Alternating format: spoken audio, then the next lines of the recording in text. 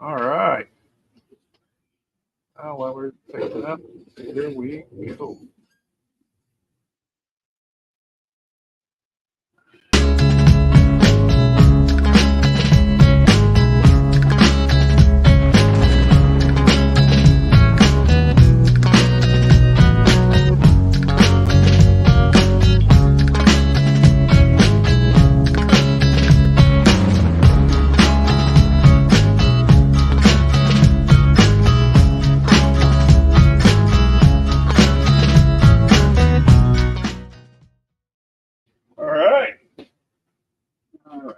No one's on screen.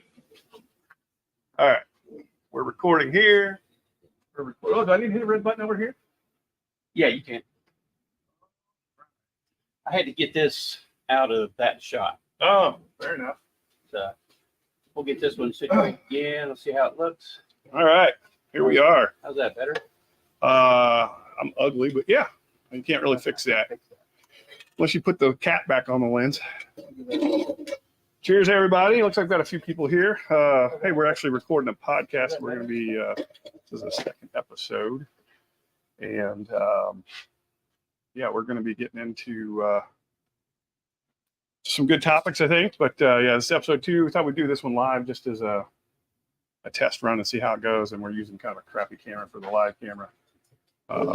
We'll probably be looking at different options if you know how the thing goes. So anyway, welcome to Open Bar Talk. I'm Shane. I'm Ernest. Oh, what a week, Ernest. Yes. What a week. Yes, it was. I tell you, work can be a very trying. Yes, it can. Check. Hey, Doug H. Doug H says hi. How you doing, buddy? Yeah, again, Hey, sorry Doug. for the crappy camera. It's kind of what it is right now. I don't know how well you guys can hear us. We've got kind of a weird mic situation for the live stream, so it's another thing that just kind of. Well, we'll figure. Well, we'll get what we need to feed the audio from our Yeah, mixer for sure, into the. Cheers, William Hall. William Hall, buddy, I'm glad you just popped in. I was just thinking about you today. I've got to get a bottle to you. Here's the problem. My Aidas, I didn't have any left, but I'm supposed to send you one. And I don't have any left. So, which doesn't mean I don't have any. I just don't have any here left, I should say. There's still plenty. I've got to go back up to Indianapolis in the next week or two. I know you're in Indiana, so maybe we can meet up. But if not, I will, when I get back, I'll get that bottle out to you. And I apologize for the delay. And then I think I have another bottle coming to you, so we'll get all that taken care of. What are you thinking, Ernest? I'm thinking I need to do something. Okay. Well, Ernest figures that out. I'll get the fire table going. Ooh. Get a little bit of flame going. Roger Kurt. Hey, Marty. So, are we ready to get into it? Yeah. Are you? I don't. I think. I don't feel like you. Wait a feel minute. like Now you're it's muted. Okay. Now I'm good. Oh, okay. Now you're back. All right. All right. All right. Well, first off, thanks for coming again, Ernest. And Yeah, this absolutely. is a lot of work, and I'm looking forward to where this adventure takes us because I think it's going to be quite a journey that both of us are going to probably come out on the other side a little more rooted opinions and clearer direction. At least that's my hope. A little better for it, right? Yeah, nothing else. Some good dialogue and at least some brain candy to chew on. So tonight, though, we are going to start off with a pour too. I want to go ahead and mention that. So we're drinking this. This is a Elijah Craig Barrel Proof that I did.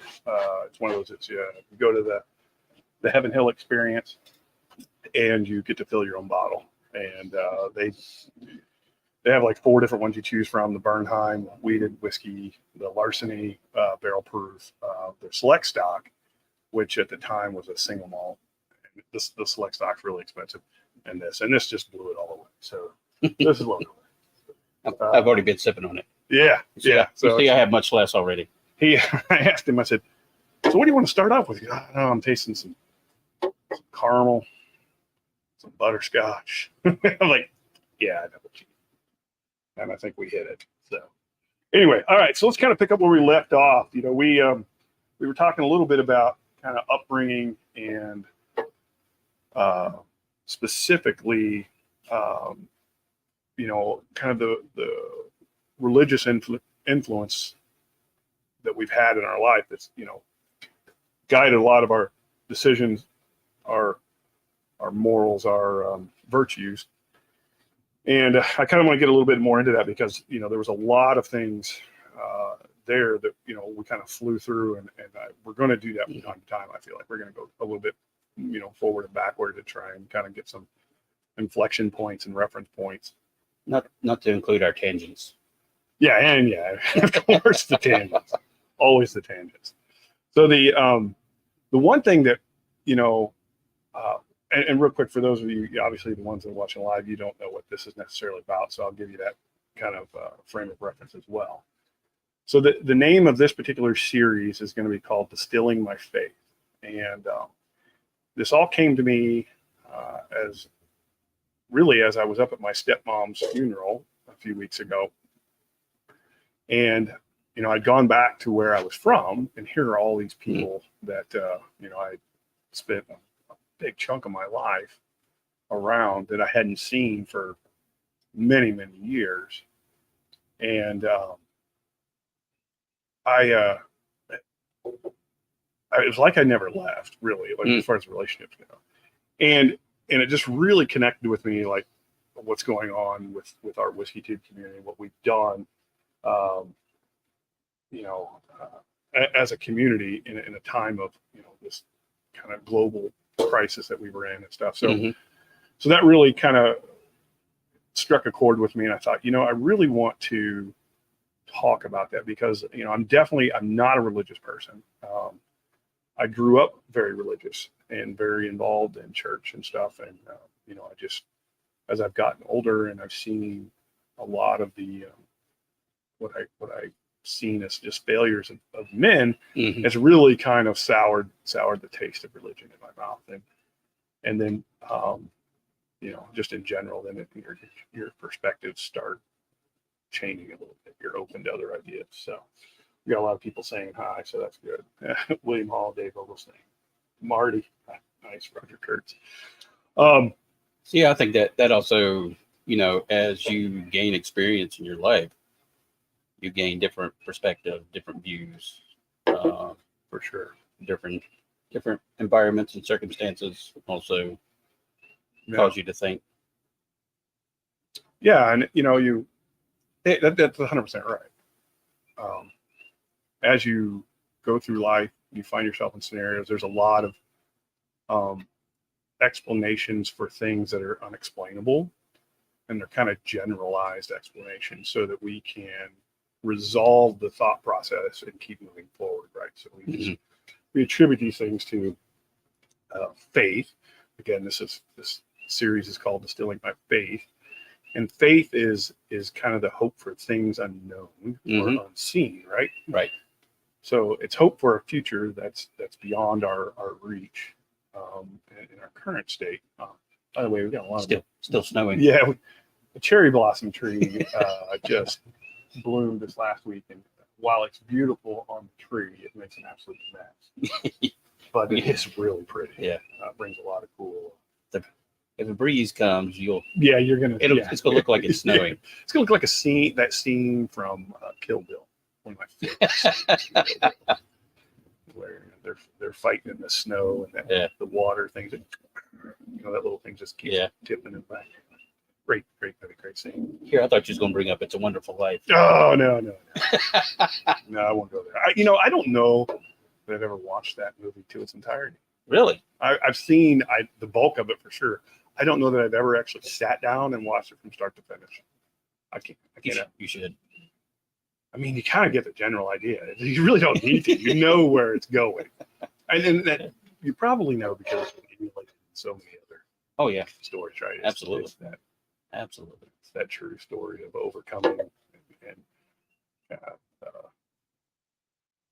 recognizing your faults and your shortcomings and trying to make amends for it. Anyway, so cheers. By the way, this is freaking delicious. It's a story. It is a story. It's a great story. Good choice. Good call on the notes. That is outstanding. Yeah, you can't beat those. So anyway, I hope you guys can hear us all well. If not, I apologize. You'll definitely get to hear it on the actual podcast when that's produced. Yep. The recording will sound really good. Yeah, hopefully it'll sound better. So anyway, so one thing I want to get to, I kind of got into the fact that I was adopted and kind of the challenges that presented. I didn't go into great detail there, but just the fact that I found it. And so now I kind of want to move into that teen post early adult phase and really kind of walk through some of the things that that I experienced as a teen and then a young adult that really kind of catalyzed my opinion. But I didn't do it at the time. It catalyzed it as I got into my adult era. Are we snowing? Oh, dude, that is kind of pretty. Yeah. Isn't it? Yep. So again, in church, families in church, all through my life. Started off in what was the first church I think I can remember was a First Assembly of God in Lafayette.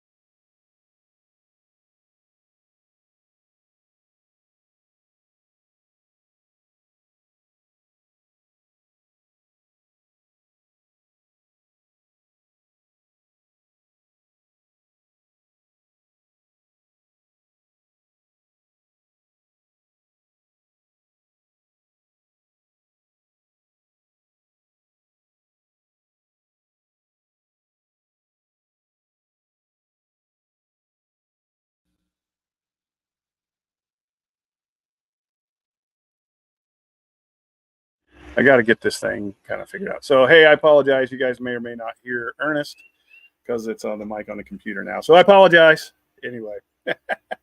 Oh, yeah. Yeah, he'll yell. So, yeah, we didn't do a good job. But we just kind of did this live stream thing last minute. So I didn't really put a whole lot of effort into it. He's So, like, "You wanna go live?" yeah. Sure. Yeah. So so speak loudly so they can hear you when you do speak. I guess maybe I could put the computer up there, but anyway, we'll see how it goes. Can you guys hear Ernest? Okay. Talk, Ernest. Can you hear me now? This is a Verizon commercial. Doug H has offered to help the Louisiana Ooh, Cajun IT. Cajun IT department. Yeah, there you go. This is more of an audio issue. Yeah. We don't really want to get into that. So anyway, I apologize for those who missed out on the live stream. But anyway, Dad was a musician. My family's been musicians. We have a lot of musicians in the family. Dad also was very good. And so Tom and his friend, the other guy that was with him, was a guy by the name of Vic Vance. And Vic Vance and Tom Camp and my dad and a guy by the name of Bear. It's literally I'm sorry, no. I lied. Tom Camp actually went by the name Bear. There was a guy, I thought we called him Bear too, but he was the bass player for the band. So it was, Vic and Tom were guitar players. Tom was a great harmonica player. My dad played drums, and the guy, Gary and Kevin. But anyway, so they, in the 70s, they had a band, and they did a lot of evangelical music stuff. So that was a big part of what happened, right? So then, like I said, my dad, we left the church, blah, blah, blah. We go back, we're at Calvary Chapel.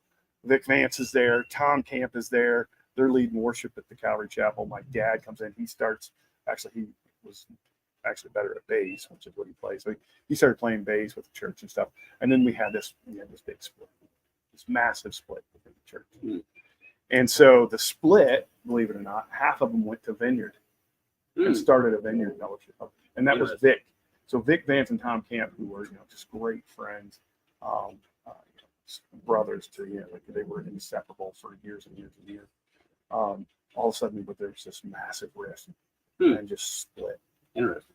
Yeah, it is very interesting. And I think it was Vic and Bobby. Bobby was his wife's name, Bobby Vance. And so anyway, so that created this kind of really weird situation. Now, because we're kind of friends with both, and then you have this massive split.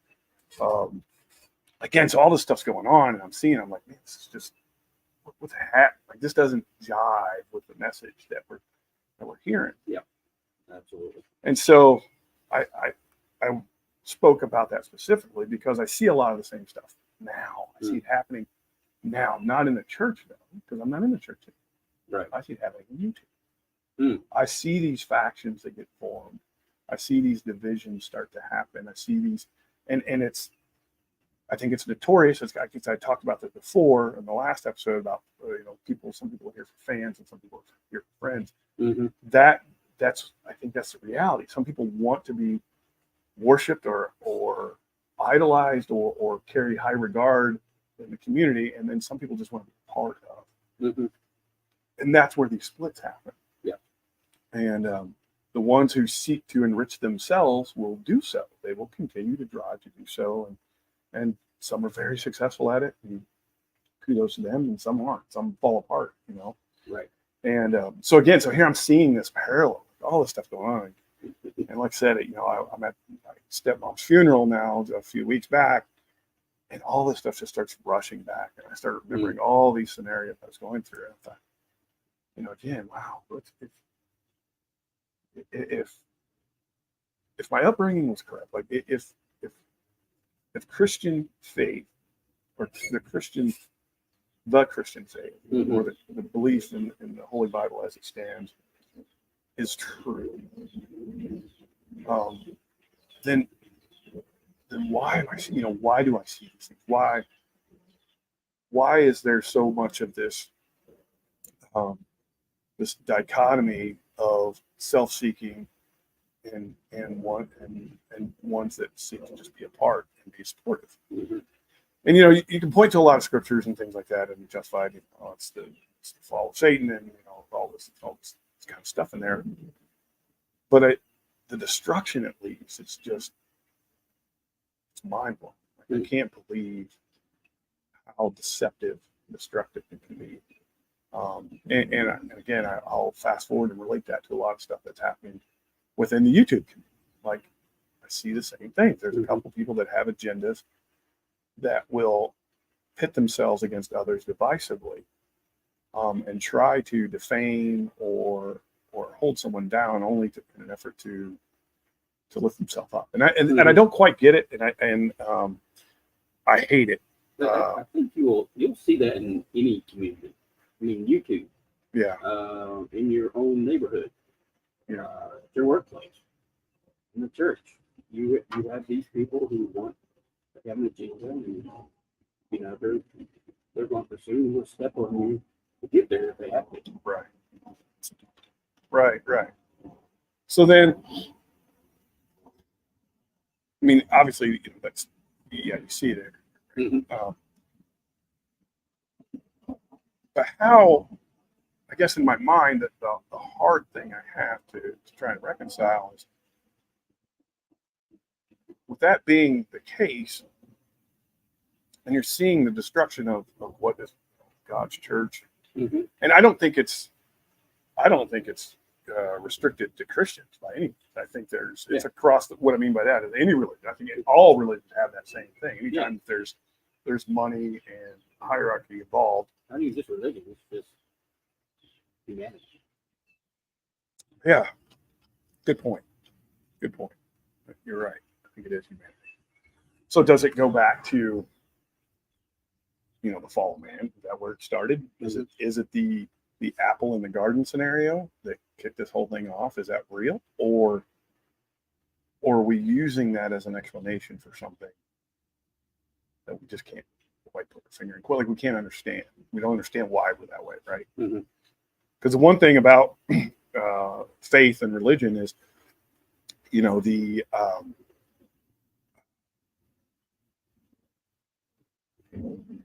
the key, I guess, if you can say it that way, to being successful in the church, or to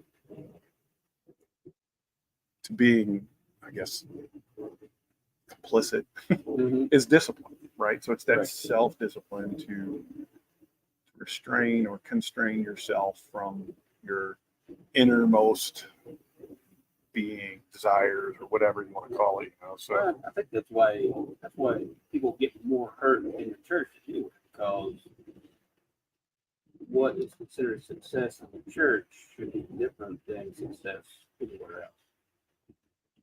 I mean, yeah. If you follow scripture, success in the church there is no success in the church. The success was done when Christ died. Exactly. Right? That was the success. There's nothing we can do, yet we continue to try and admonish ourselves, constrain ourselves, discipline ourselves, deny ourselves. And so it just kind of creates a struggle. What's real? And so I'm supposed to just take these things on face value.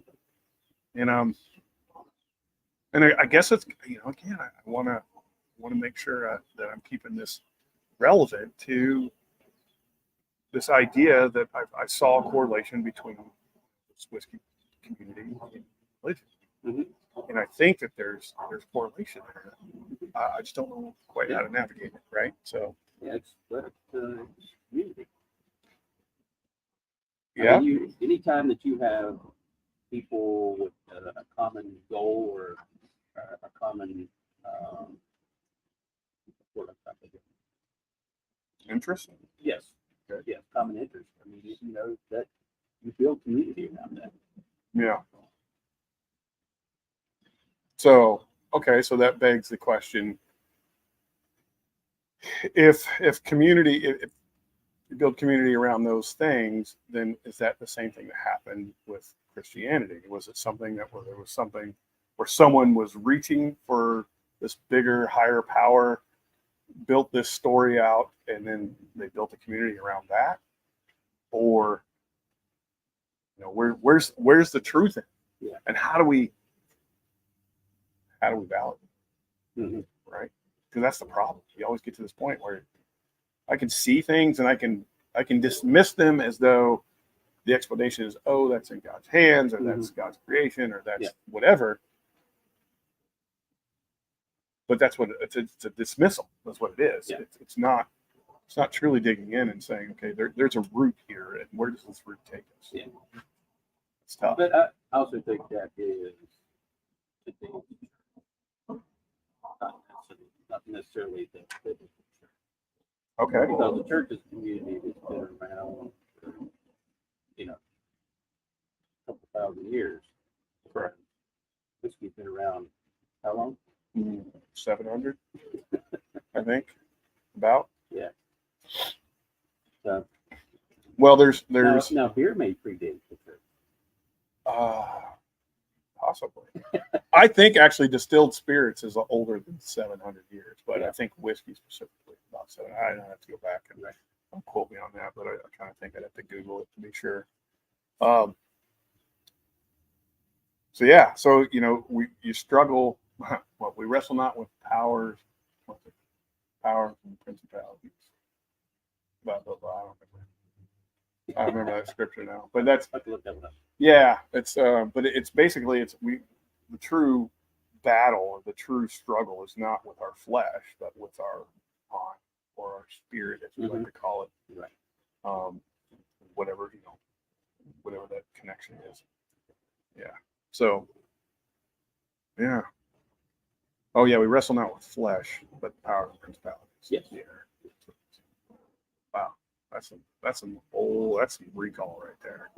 Yeah, we're us old sound guys in the church. That's why we didn't like wireless. Yes, you got that right. Dude, tell me about it. Wireless mics. Well, I want to believe that what I learned as a child is correct. I really do.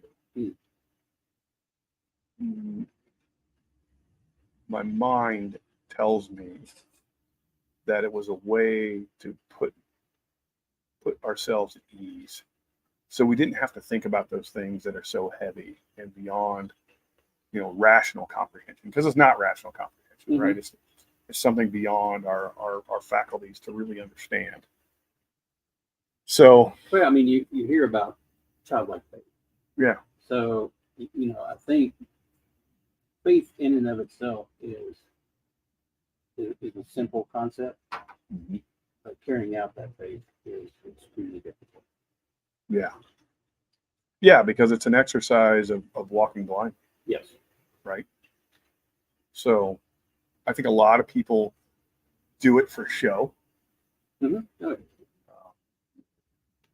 There's very few people, I think, do it for the right reasons. Plenty of churches, pastors over the decades who definitely had ulterior motives. But so in that, isn't then the you talked about the current church. Sorry for the background noise, the airplane. Not good about that. Yeah, I'm gonna shoot that sucker down. I got a laser somewhere.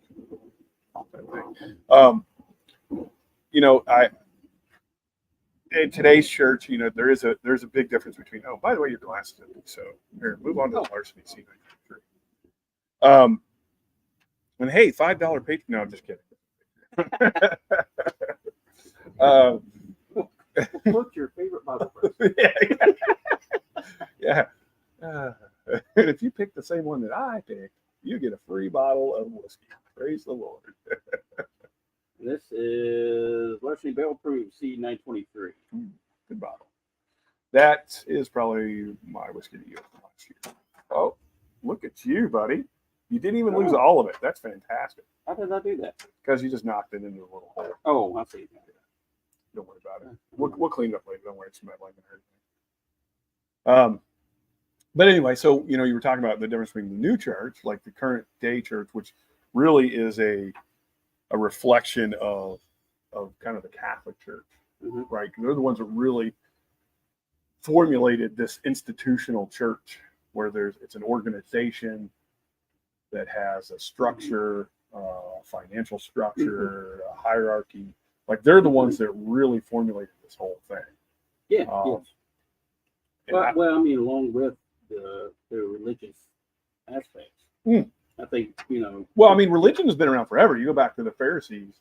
Well, that was all the same thing. But yes, but the Catholic Church really structurized, put a structure in it. Yes. Structurized, that's not even a word, but we're gonna make it a word today. sounds good to me. Structurized, I like it. structurally established a church and its function, and then every church kind of since then has emulated the same type of thing. Well, they established a hierarchy. Yeah.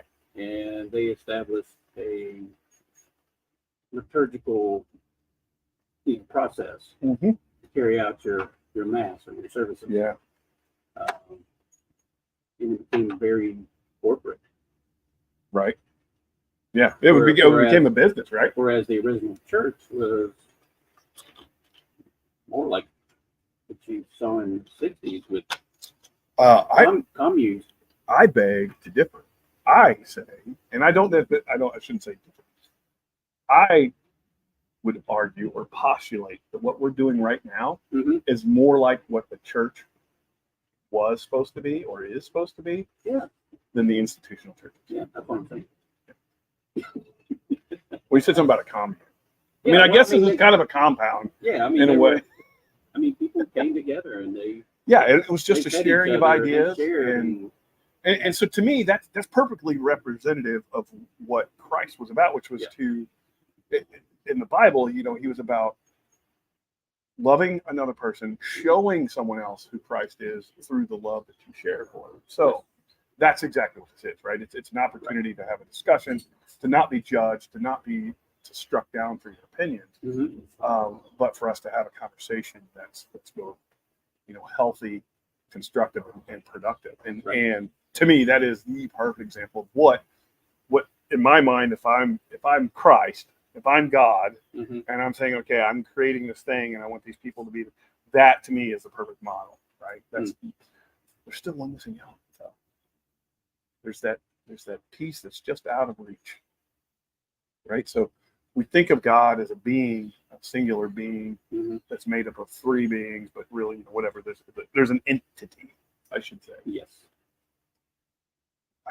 That's the thing I have trouble with. Right? And we can't conceive it because we can't conceive beyond our own atmosphere. So to think of something that's in another realm or that's bound by other rules and God is definitely, at least the God of the Bible, is not that. It's not bound by those things. So, but the number one message you get is, hey, he's this all-knowing, all-seeing, all-loving character, and he plays a role in everything, but it's a passive role. And when you have someone playing a passive role, then all of a sudden it becomes very difficult to rationalize belief in it. So anyway, I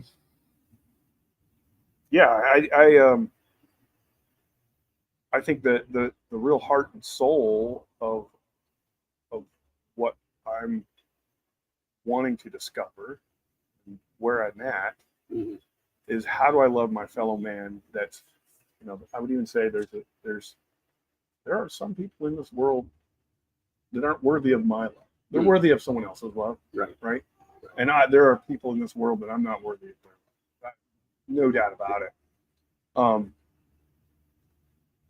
Just because it's either A, not meant to be, B, there's different priorities and goals, or C, our lives just aren't intertwined in a way that we have that impact, right? So they always say, growing up, you only have like a handful of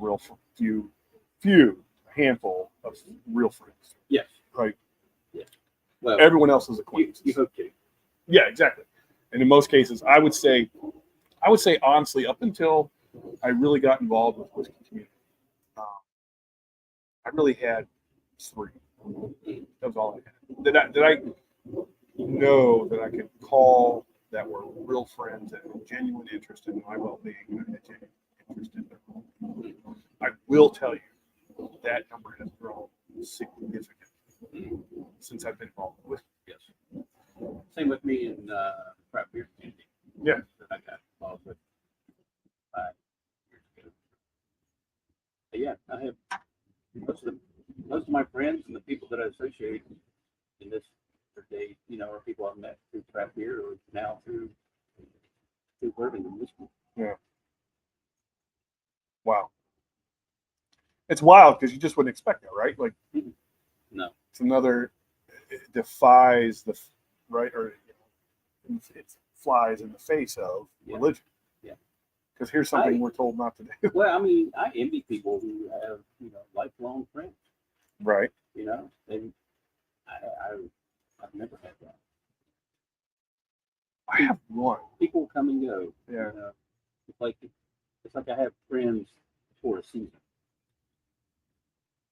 Maybe that's it. Maybe it is for it. And maybe that's okay. And maybe it's me. Maybe it is you, right? Maybe you're the problem. I do have at least one. I do have one. I have one that I've had since I was in 6th grade. Oh wow. Yeah. I'm 50 years old. We don't talk often. Mm-hmm. Maybe once or twice every 2 years. And when we get together, we would go back and rehash the old same stories that we laughed about how dumb we were. Yeah. And the stupid shit we did. And but that, I guess maybe that's kind of the fuel for this, right? I want more of that. I want that connection. Why can't we have more? Mm-hmm. Now, granted, I can't foster those, but I don't foster that relationship with him. But I guess maybe that's part of it. It's almost like a marriage, right? If you don't, the first 7 to 10 years, if you don't do a good job of fostering that relationship, mm-hmm. it becomes easily torn apart and shattered. I mean, even after that, it's give and take. Right. You were talking earlier about was it Vince Vance and Vic Vance and Tom. Yeah. Who were friends for who knows how long. A long time. And then, yeah. I mean, what was so irreconcilable that I don't know. they ceased to be friends? I don't know all the details. I don't even want to guess. That's just an example because mm-hmm. We've seen probably. Well, I mean, I've seen that myself in the church. Well, at the end of the day, what does it matter? Like, we all make mistakes. Mm-hmm. So is it really worth throwing someone out that you spent so much time and effort because of whatever situation? Mm-hmm. That, you're just casting them off. I'm sure they both have their story. Yeah. But to me, that means that you are probably judging that person where you should not. 100%. Yeah. That's to me, that's exactly what it is. Right. There's a position of authority to speak in the other's life in a way that then you go, oh, well, I can't associate with that because it's for whatever reason. Now there are occasions where it's egregious betrayal, and granted, I'll give you that.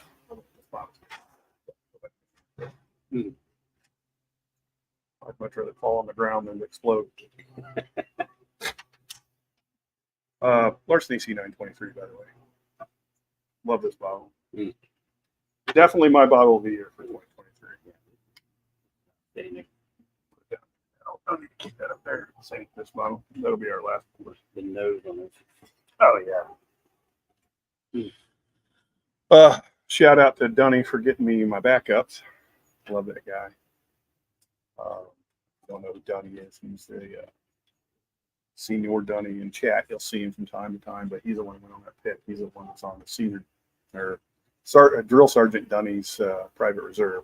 He was the one that actually drilled in that barrel that we selected. So again, a great friend. It's here. Here's a situation. We meet up to do a barrel pick in Indianapolis, and most of these people, most of them, I would say, no, I can't say that. Several of them I had never met. several, not most of them, but several of them I never met in person. And because there's a history, at least of communication back and forth, when you finally meet those people, it's like, wow, like I feel like I've known you forever. Like you've been a great friend. I would say the same with you. Like, you, I mean, I was blowing you up in chat when I was like, dude, you live just down, come down. And then you come down, and now it's like, you were always meant to be here. I mean, I've known you less than a year. Yeah. So. And you've been here several times. Yeah. And you're always welcome. And I love it. I truly love that. That's to me what this is all about. So, how do these churches get this shit all wrong? Why is it always happening? Yeah, someone's firing off, huh? Okay.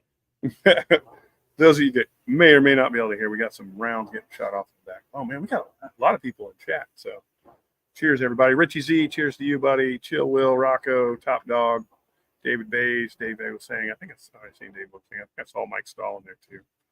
Anyway, guys, thanks for jumping on live. We're just doing this as kind of a test. We're gonna get that better for the next time. They are emptying the magazine. Yeah, so I got that neighbor over there. I'll hear them go out back every once in a while. It sounds like they're ripping off an AK because it's like, you're just like, what? That is the beauty of living in the country. You do get to to do that stuff. So anyway, I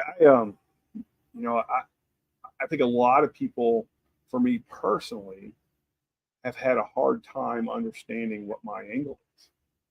And I think because the world we live in is what it is, and you see examples like this in the church, that everyone's got a self interested perspective, they always assume or think that there is an enrichment that one expects from anything, right? Well, I think that also comes down to a basic trait.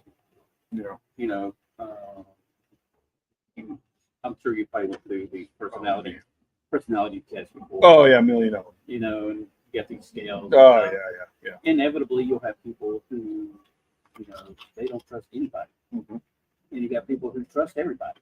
And then you have people kind of in the middle. So I think there are those people who, assume that you have an agenda. Yeah. You have some kind of angle. Well, I do. So I want to be your friend. Yeah. That's the agenda. That's 100% the angle. It's nothing more than that. Yes, it's not nefarious. Not at all. Agenda, so. It's not a self-serving interest at all. Exactly. It really isn't. Exactly. It's I mean, I guess maybe it kind of is in a way, because I want to leave a legacy behind. I want to be connected to other people. I want to have a positive impact on my community. But it's definitely not a self-serving one. Like, right. It's really interesting. But I mean, I've had people blatantly in the whiskey tube community just come out against me and just say all these horrible things with nothing to point to or back any of it. Like, it's like opinionated. Like, they just want to hate me. They think that there's something in it. I'm like, I don't think you guys get it. Nothing of any substance. Yeah. I mean, dude, the whole premise behind story time. The best stories are shared with friends. That is not just a passing tagline. That is something that I really came out of my heart. Right. Like, genuinely. That has such profound meaning to me. Excuse me. And it's such a simple statement, but it is profound. Because and it aligns perfectly with what I wanted to do. I want other people to approach these scenarios just like I approach it, because I think there's a lot of enrichment in your life. I mean, I have a couple people, sure, that there's been problems, but I have way more people in my life that are positive, that positively impact me, that I positively impact or try to, and I wouldn't change anything, right? But I can say, in the church, it's probably more people that are on the negative side, positive side. Yes, I mean, we've had that discussion before, whereas especially the church that I grew up in, it was all about what you cannot do. do, Yeah. not really about living life, Right. through Christ. Yeah. It's more It's all about rules. exactly. Yeah. If you check these boxes, then you will enter into And the to me- kingdom of heaven. To me, that is religion. 100%. 100%. I It's don't a believe in self-imposed discipline to try and justify your behavior and Mhm. your righteousness. Yes. Because it still boils down to a hierarchy. How am I better than you? Because I'm more holy But yeah, that or more and, holy. and Maybe it's not people more holy. people cannot fathom that they don't need to have good outweigh the bad in their life, Yeah. to be accepted. All right. So the next topic I want to get into, because I want this is where this is going. Mhm. This is going to get controversial. All right. This is where it's going to start getting controversial. Because in today's climate and community, we have such a divisive narrative on just about every topic. Everything has a us versus them, you, whatever, and a lot of these positions or perspectives of thought are rooted in a desire to be a victim or to feel like Mm. the underdog so that you can be justified in something that doesn't exactly sit right with you. So that's a very vague way for me to say what I'm saying here. They're very ambiguous, and it's intentional. That's called beating around the bush. It kind of is, right? It kind of is. It kind of is. But I think all this ties in because I think that all of those things that we've kind of talked about with the church and how they've affected, communities and social structure and things like that. They dictated a lot of what the norms were, all right, or what your expected behaviors were. Mm-hmm. And when we were wrestling with this internal dialogue that was opposed to these sets of rules, then you get this sense of guilt, shame, Mhm. and fear. Right. Right. We don't quite understand it, but we just know, we remember what we were taught. Yes. This is how you're supposed to be. This is how these things are go. This is, and so that we tried to maintain that status quo, and we keep trying to beat that drum. I would say, and I don't want to get too far into the weeds on this, but I would say typically I'm a much more conservative type of a mindset of a person. I wouldn't necessarily align myself with a political party, Mm-hmm. but I would say I definitely lean more conservative. Yes. I believe in the freedoms of this country and the values that our forefathers really ingrained in the Constitution. I think those are very valuable and was probably in some cases more profound than even some of the text in the Bible. Like very profound stuff. Well, I mean, At least divinely inspired. yeah. I was going to say, Yeah. I think it's very much Yeah.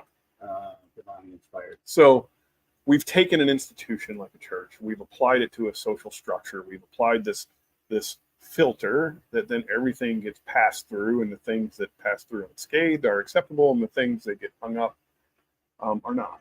Mm-hmm. And then they're shamed, ridiculed, and so specifically, I'm going to get into it. So I'm really going to get into it. I promise. I don't want to beat around the bush. All right. Because this is an issue that I think has to be discussed. Yes. All of these things need discussion.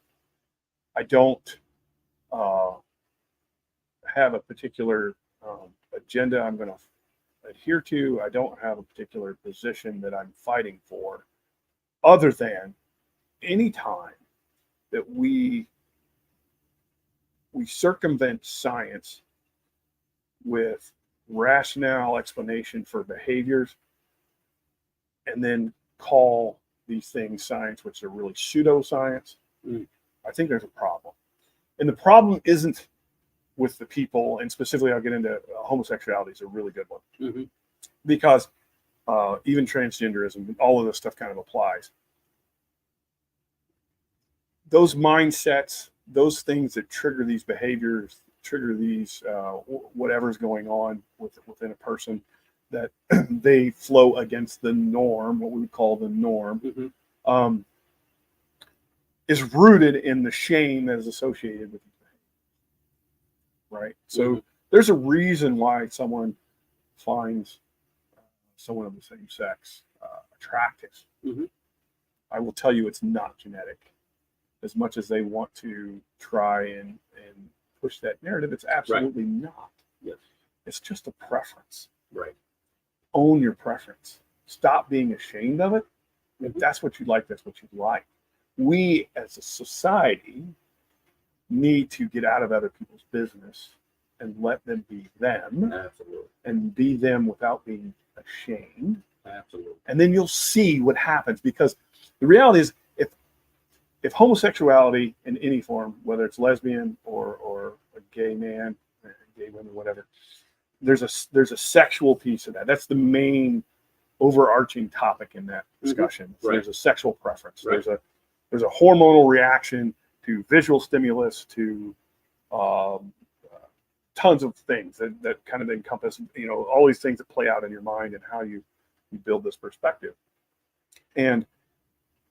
But the reality is human nature is truly heterosexual, because that's how you procreate. Mm-hmm.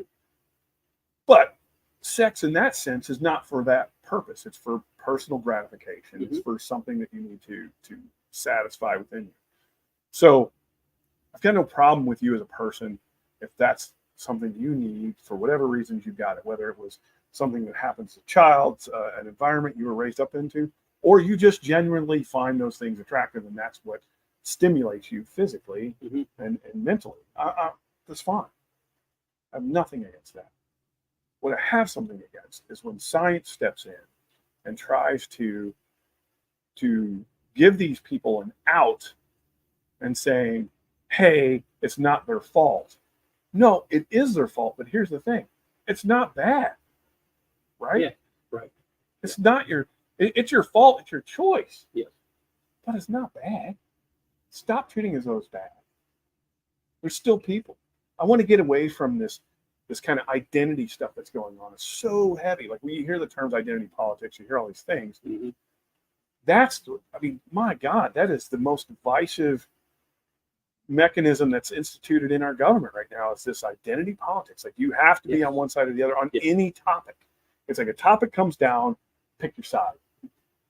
Pick up your sword, pick up your shield, and go to battle, because it's always you against them. And I think we address a lot of the symptoms of things and don't address the reality, which was there's a break in social fabric. And instead of the message being, how do we love people as they are, where they are, Mm-hmm.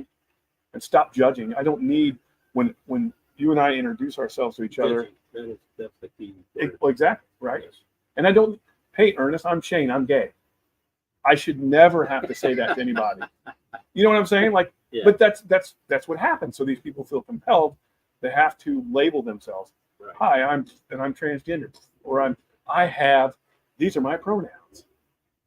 What? No, no. Like that's just not how that works.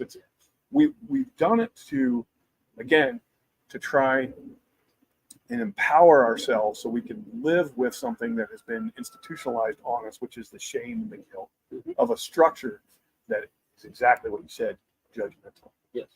I'm not judging you against what I determine the norms. I want to judge you by your character. I mean, Martin Luther King is the perfect scenario, right? Absolutely. The content of your character means more to me than your color, than your race, your sexual orientation, race is along with that too. Oh, 100%. Identity politics. 100%.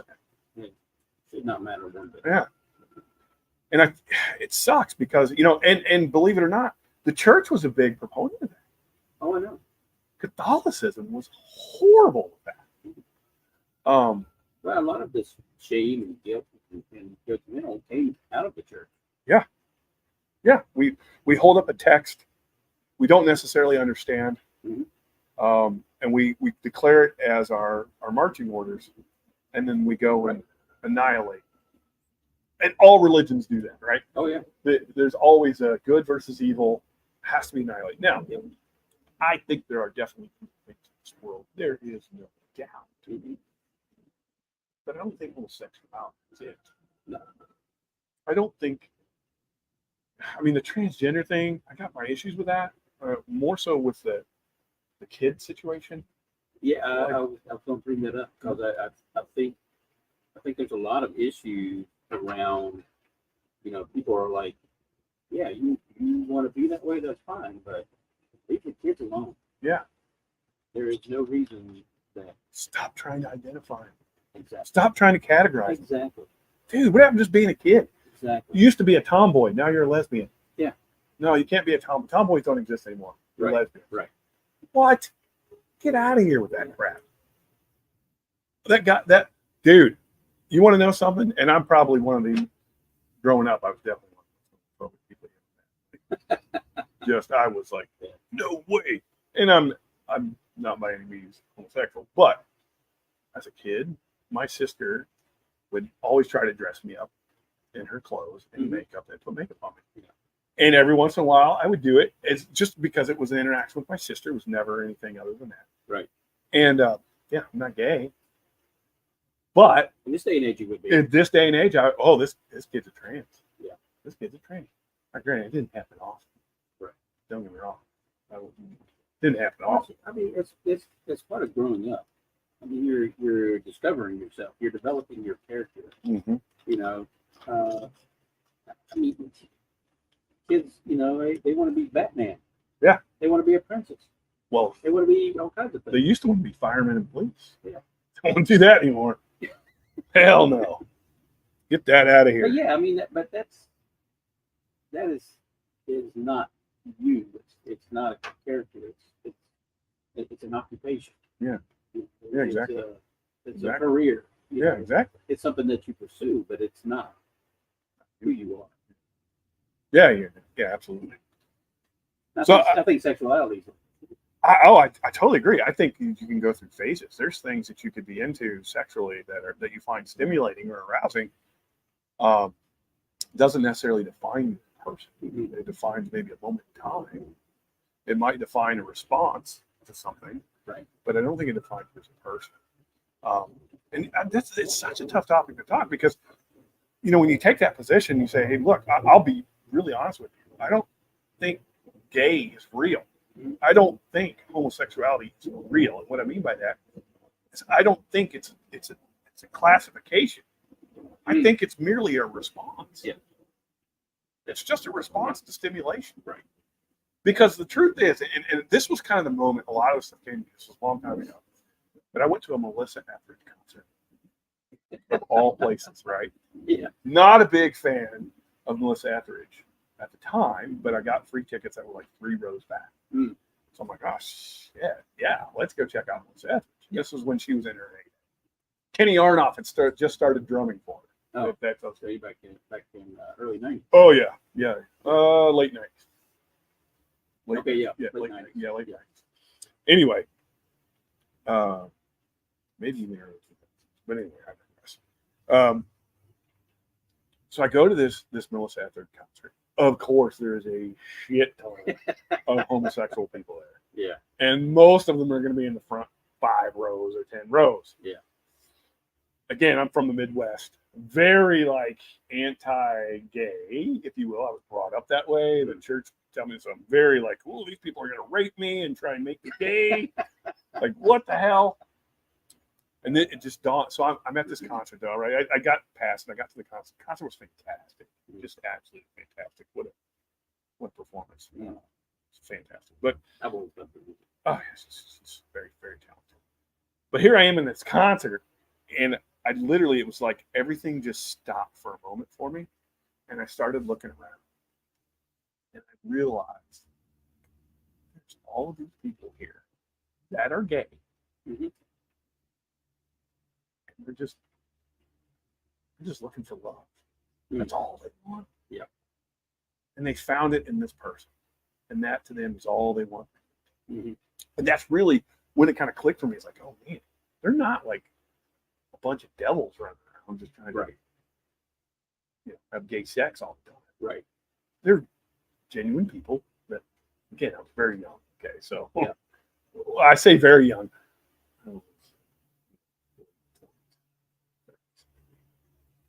And late 20s.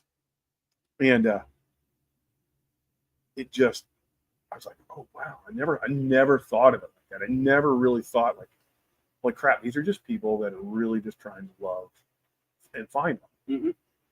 And so they found it in these people. So then you kind of extrapolate that out, and then I say, okay, well, this is where I get back to this homosexuality thing, where I say I don't think it's real. I don't think it's just a way for us to categorize something and explain something we can't explain. Right.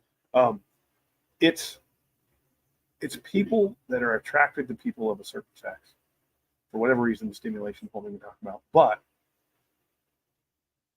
we're still naturally drawn to a heterosexual outcome because of the procreation. Not all of us, by any means. There are some people that don't have that drive. Hats off to them. Whatever you do, I'm not judging. But I think, generally speaking, you have this attraction, you have this desire, and I can, for example, I can love you, and I use that word a lot with people, and I mean it. Right. Like I genuinely love people, and love to me in the agape sense, and the I care about you, I'm invested in you as a person, I want the best outcome for your life, and I will sacrifice my own self for you because I genuinely love and care for you. I can love you as a guy. Doesn't make me gay. Right. Doesn't make me gay. And I don't have to be gay. But I think some people mistake that, and they think, well, I love that person, so I must be gay. Or they have the attraction to. Right. Sure, you can have those things. Just for the record, I'm not attracted to you. In case you were wondering, I wasn't putting that signal out for you to chime in on. I was looking. I saw it. I just wanted to cut that off and then set the standard. But no, I mean, genuinely, it's like I can love anybody and be loved by anybody. Snowing again. It is. I do like that. But I genuinely have love for people. I genuinely care for people. I wasn't that way when I was younger. I am definitely that way now. Yes. I still have my Same. frustrations with people. Right? Same. We still get frustrated. Because, I think we've established that's the way we were raised. Yeah. And that legalistic rules, religion, all that stuff. Yeah. So naturally, when you're raised in that, that's kind of how you start your adult life. Yeah. But then you learn from it. Yeah. Totally. So, well, I hope I made my point there. I think you can love anybody, and I think some people feel like they can only love. I think potentially, realistically, and I'm not going to go too deep into this, but I think potentially you could be in a heterosexual relationship and also be in a homosexual relationship, and I think they're two very different things. One is for the purpose of procreation, building a family. You can build a family in a homosexual. It's a little different. The method's a little different. The tasks that you, but I think you could. I think technically you could probably maintain both. You could sexually be active in a homosexual scenario and still being very much in a loving heterosexual relationship. I don't see why you couldn't, because I say that because I love my friends. There's a different, the Bible speaks of a few different types of love. I think there's the Greek has 3 or 4 different, and they all apply differently. It's kind of an explanation to different things. Well, you brought up agape. Agape, eros. Unconditional. Yeah. Eros is the sexual attraction love. Philos. Yeah, philos is the like the friendly love. It's love with conditions, so to speak. Maybe this is 3, but anyway, I think that those are real. I think those are valid.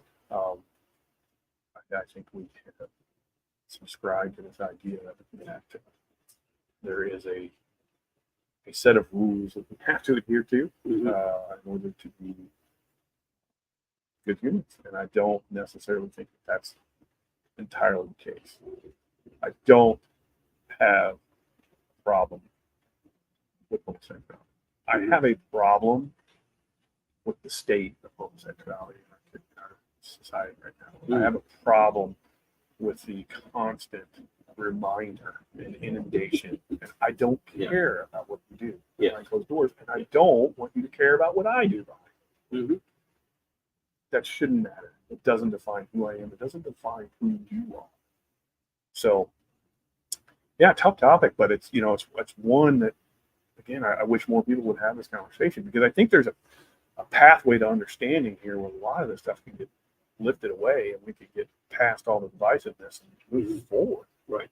Because I think it applies across the board. It applies to race. It applies to gender. It applies to, you name it. I think it applies. So like, hey, let's find out who you are. And the beauty of whiskey, that's what we do. Right. Like, I can pull out a whiskey. You can hate it and I can love it, but it doesn't change the fact that you're still my friend and we're still going to drink it. Because I don't give a shit about anything else, right? Like, I'm just here to interact with you, and I'm not mad at you because you don't like the whiskey that I put out and put my name on, that you shit on constantly. I don't do that. I don't get mad at you for shitting on that whiskey. And you constantly do it. But I don't give you a hard time about it. Just kidding. But I wouldn't. Yeah. I mean, I genuinely wouldn't. Because that doesn't matter. What matters is you keep coming over and we keep hanging out. I don't know. I haven't had this one yet, so we'll see. Oh, that's a doozy. So that one, all of the talk that we've had up to this point, and we'll kind of close on this topic too, because I don't want to have this pour with you. One of in my early journey in this whole story time thing, the whiskey tube thing, was with a couple people, specifically Mike Klein, who had a channel called Destination Bourbon. Bobby from Italian. Chris Wilter. Those are still doing that kind of and as well as Klein, Ben Lee, who was Birdman, now he's Whiskey Uncensored. Genuinely, I and then also Chris Luddick, who I really felt like was my brother.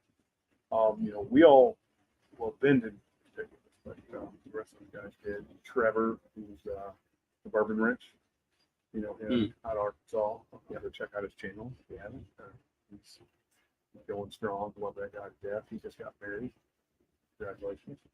But we all went on this pick, and so specifically, it's here. It's me, Michael Klein, Chris Luddick, Bobby Williams, and Chris Wilter, Zerk. We call him Zerk. And this particular bottle, this was a Cat's Eye, Gene Nassif, and this is a 16-year-old light whiskey that was finished in Toppling and Goliath stout beer barrel, which the barrel before, what the barrel was an Elijah Craig 12-year before it became a Toppling and Goliath barrel. So this thing is just loaded with flavor, and we called it Christmas, and that's a huge barrel. Yeah, absolutely. And so Chris did an amazing job on the artwork. The guy is so talented. He was a minor league baseball player, was aspiring to be in the pros. I don't think he ever made it to the big leagues, but he got close. Good guy. He's had a lot of obstacles in his life and challenges too, and he's overcome. He's got a great family, 2 twin boys and a stepdaughter that's that he's raising along with his partner. I'm not sure. I think they're married. Maybe not. I don't know. It doesn't matter. It's his wife. But he's a good guy. He really is a good guy. We have our differences. Ben and I have our differences. I think Ben genuinely means well for most people. He does have a tendency to start a lot of shit in the community with people, and I think his intentions are good. I think what he's trying to do is valiant. I think his execution is a report. And those are some people that have taken some pretty hard stances against me. and for no reason that I can get an answer for. Mhm. I hate that because I genuinely cared and care about. I still care about them. I mean, it's Right. I say some pretty mean things and put behind closed doors sometimes about Ben specifically, just because I think he's gone on a crusade to just try and defame me, and so I take that a little personal and get out of my my loving state, get into my I want scorched earth state. Mm. But at the end of it, I really do genuinely want the best for the guy, and I really do care about the guy. I think he has a good heart. I think he's just got something going on where he's just got to stir up a bunch of shit. And I'm not the only one that's had an issue with that, right? Yeah. So, and I'm not trying to drag him out because, again, I think he's a good dude. I think he, You know, we were talking about those traits earlier. Some people are just antagonistic. yeah, and it just didn't work well with me for our relationship for whatever. I can't thank him for him being a part. Chris, same. Dude, I would have died for that guy. I literally would have died for that guy. And we just had a situation, and to be honest, I can't even point to what it was. Mm-hmm. It was just a time for us. It was a season for us to be apart. And he has since moved on. He's doing things with Forgate now, so congratulations to him for that. I hope that's going well. It continues to go well. He's a great guy, very knowledgeable with whiskey, and yeah. So I say all that to say, we picked this bottle. This was the first thing we tasted as a group. This bottle right here, and wow, it blew us away. Literally blew us away. We never tasted anything like that. I've never tasted anything like that since. You're going to find out why here in a minute. But immediately reminded me of Christmas. That's why I called it Christmas. I was like, oh my gosh, this is Christmas. Oh yeah, it'll overcome anything you got in the glass. Yeah. You're not wrong. Where is Greg McDonald? Oh my gosh. Well, cheers to those on the live stream. We're going to be wrapping up here shortly. We're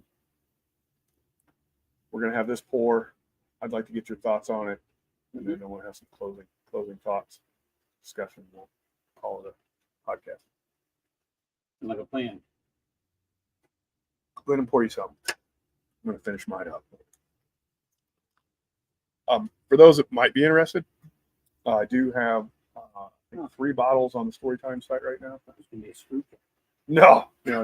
That's the Jepson's bottles. We got a great 7-year 21% MGP bourbon. I think there's 4 of the leaders left if you know how to find those. Try to avoid the grape stuff. Yeah. If you have any questions about Storytime, what the author's guild about, what I'm about, what the mission or vision statement is, hey, reach out. Shane at Storytime Distillery. I'll be glad to kind of share more of the heart and soul behind what I'm doing and why I'm doing. All right, hang on a minute. I'm gonna commit a foul because I want to enjoy this with you. If any of you got this at home, I'll have a little pour just in honor of the guys that I'm no longer with. I wish them all well. I hope they're all doing great things in their life. And sad that they're gone. Grateful for the time I had with them. And man, this was just a freaking fantastic pick. By the way, I got another batch brewing right now. So look for that at Christmas 2024. Oh, coffee, caramel, toffee. Whoa. Coffee big time. Oh man, wait to get into this. This is a special pour. Just a hint of 4 hours. Yeah. You know what's crazy? So this bottle, I was able to get these to the group for $65. This was a 16-year-old light whiskey 16. finished in one of the most decorated beers in the world. Yeah. $65. That was in 2021. Christmas time. Oh my God, it's liquid dessert. Thanks again for joining us on the live and throwing it in except for cheese. Yeah, never had no whiskey like that before. Mm-mm. That one. That is incredible. It's good. Dude, it's like drinking silk. Yeah, that's 125 proof. I thought I saw that on the Yeah. bottle. Is it you talked about caramel toffee? To me, this is all of that Yes. amped up Yes. and no harsh because it's it's light Yeah, whiskey, but, so you know, there's no none of harsh those, spice. none of those flavors stand out. It's a mesh Mhm. of all those flavors, and it's just super sweet. So the best explanation I got of that was we had to get these, we had to buy them through a liquor store that was up in Minneapolis, Mhm. and the guy that ran that store up there. So Chris and I drove up to pick these up because you have to. It's the way it works, you got to go Yeah. through town. Right. So we go up there to get the bottles, and I'm like, "Have you had this?" It's like, "Oh man, you got to try this. This is amazing stuff." So we cracked it open, poured it for him, and he had the perfect explanation. He said that is double chocolate salted caramel brownie batter mix.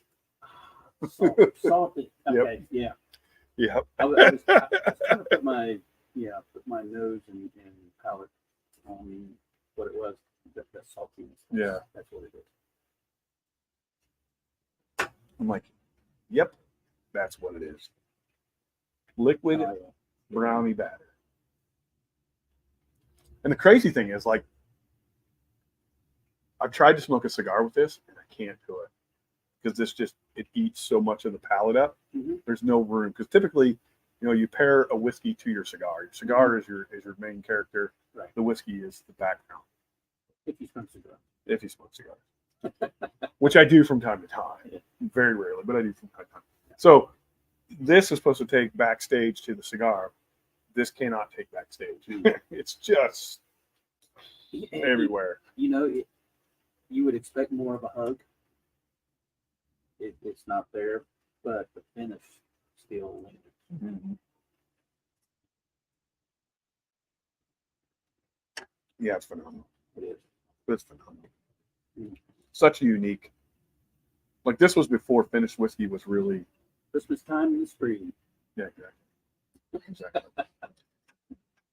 Well, hey, so the last thing I want to kind of close out with this, Ernest, I can't thank you enough for doing this with me. I look forward to kind of getting this series wrapped up. Again, distilling my faith is a kind of a personal mission, and I'm glad you're going on it with me. I want to get to some deductions at some point, and I think we're getting there. I like the thoughts where we're going. So I'm excited for that. So hey, if you're getting anything out of it, please comment. Let me know what you're thinking. If you're having any relevant points or any irrelevant points, or you've got something you'd like to say, a perspective maybe that I don't have that I should consider. Please chime in. Let me know what you think. But more than anything, my heart and soul is in this thing to get us back to a point where we can truly love one another as fellow brothers and sisters. Absolutely. And just carry the torch on to the next generation. Because if we don't, then we are fucked. This society is it's like everyone's waking up ready to fight. Yeah, that's true. You know what I mean? It's like, give me a reason. Give me a reason. Well, I don't watch the news anymore. God. No, the news is not the news. That's the problem. Everything is a tool for an agenda. Yeah. All of them. Propaganda. Yeah, exactly. Some of the I'm not a big podcast listener per se. Mhm. Only recently have I started. listening to podcasts, and there's a couple really good ones out there. It's Joe Rogan's podcast. I always love Joe Rogan's podcast. Yeah, he's like the goal. Yeah, he does such a good job Yeah. diving into topics, keeping the tangents on point still, even Yeah. other tangents, and really getting some good information out there. And I love that. Mhm. I get a lot of value out of that, and it's been inspiring for me. And hopefully, what we can accomplish here. Yeah. You know, I want to get through this series, and then I want to start opening up. And actually, I want to open it up too. If anyone would like to come on, you know, I'd love to kind of discuss the whole faith scenario and how it applies in religion. And you know, is religion dead? You know, it feels like it's headed that way. Yeah. So Did we state what this podcast is going to be called? open bar talk. I thought I said that. I'm not sure. Open bar talk. That's what it is right now. I don't know if you can see the sign, but the bar is open. Maybe you can see it, maybe you can't. It's back there. Yeah. Yeah, and it really is. It's hopefully an opportunity to discuss things and cut through a lot of the crap and get to the heart and soul and get back to just being people that want to progress our mankind and not, you know, continue to try and constrain it, Mhm. hold it, and define it. Just let it be and foster it in a positive light. So anyway, with that said, I guess, man, Ernest, thanks again. This is a lot of work. I appreciate Thank you you. going in and doing it. Yeah. All you guys on the live, thanks for stopping by. I hope, if nothing else, it got you to think. And please comment. Let me know. I won't be streaming on Storytime YouTube in the future. I actually have Open Bar Talk as a YouTube channel that will be up and running. We'll be there next time. So I will put that link out and email people how to get there. And when we get to published content, that's where it's going to go. It's on Open Bar Talk. So anyway, thanks again, everybody. And I hope you have a great week and a great weekend. I've got an event I'm hosting Saturday here for a local group called the York County Bourbon Group. I'm looking forward to that. It's going to be a good time. We got about 12 people coming, I think, and that's always fun. And then I got another slammering coming up in May. So Memorial Day weekend, if you're interested in coming and seeing what I'm talking about, it's all about, the slammering is the place to do it. It's the perfect example. We get some great people from all over the country here. Specifically the Fred's group out of Louisiana is here. I love those guys. I got Adam Major Zero's coming from Tennessee. I've got some other people from possibly Arkansas. I think Doc, Old Fashioned Ways from Texas is coming. We're going to get some sponsorships. I know Whiskey Nose is coming. Marty and his good buddy Rob. The McCorkle. McCorkle, that's it. I was thinking McCormick. I know it's not Yeah, McCormick, and I McCorkle. apologize, Rob. It's McCorkle. Love that guy too. You know, it's just a great time. It's a weekend. Yeah. It's a couple days. Everyone, everything that we've Well, you been know talking that about. that's where I actually first met you. Was it I was on that live the stream. Bushwood? Yeah. Fantastic. I was like- Oh, that's right. I think yeah. I was like, hey, where are y'all? yeah, that's right. Clover. I was like, oh shit. So that's coming up on a year. It's been exactly a year Yeah, almost. Yeah. almost. Yeah. Fantastic. So yeah, you want to be a part, go to storytimedistillery.com, check it out. We've got a little link up there. I think it's called the Cheers Invitational. You can check that out. It is a paid event, and that just covers cost of food and some miscellaneous things, and got some swagger stuff coming to you. So we're pretty excited about that event. But anyway, love you guys. Thanks for stopping by. Love you, Ernest. Thanks for stopping by. Love you too, Shane. Love And all y'all out there. Brotherly love. brotherly love. Sisterly love. I don't know who's in That's right. Just love. Just love, man. Just love. Just love. I ain't got to categorize it. Just love. All right. Well, cheers, everyone. Have a great time. Have a great weekend, and we'll see you on the next one. Cheers.